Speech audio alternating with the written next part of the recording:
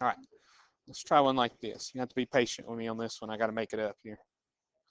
All right, so we've got x over um, no, it's going to be a combination, okay? Let's say over 3x plus 6 minus 1 over x squared plus 2x. All right, now remember what we've said here about subtracting.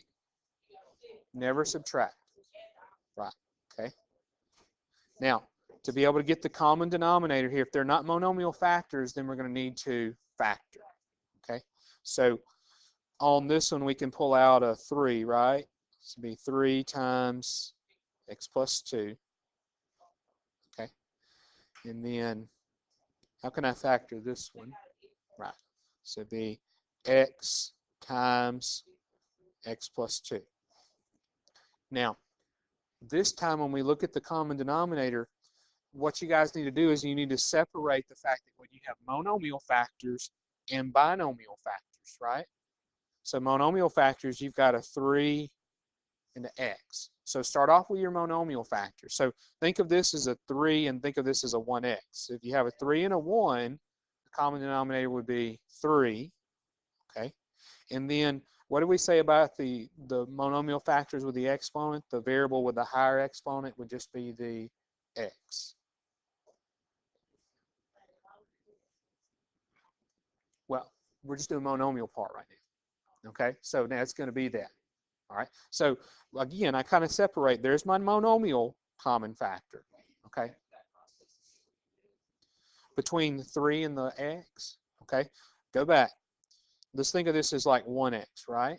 So what's the smallest number that both 3 and 1 will go into? 3. Okay, now how do we get the x one? Remember, we look at the monomial factors and we choose the variable that has the higher exponent. So I mean, this one doesn't even have it. So x to the first would be your higher exponent. Okay. Right, right. So if this one would have been like 3x squared times that, then we would have had 3x squared, or if we had 3x cubed or something, okay? Or if this one had an x squared, then this would have been 3x squared, okay? Now, again, that's the monomial part. So in my mind, I separate the monomials from the binomials. Now let's do the binomial part. So in the binomials, we do what they have in common and what's left over. So what they have in common is x plus 2, and then there's not any left over, is there? Okay. Now, here again, that's probably the most important part of adding and subtracting rational expressions, is getting the common denominator. Okay. The rest of it is just figuring out what to have to multiply by. So when we go from here to here, we had to multiply by x. Okay. So that would be x squared there. Okay. Now, when we go from here to here, right, we need to multiply by a 3. Yeah, so that would be a negative 3. Okay. Now, you can't, those aren't like terms, so you can't combine them. And again, the only way that it might simplify is if you can factor. Okay, you can't. Now, let's play this what if game again. Okay. Right. That gum. Oh, y'all know me pretty good, don't you? You already know what I was going to say. So, yeah, what if it would have been this?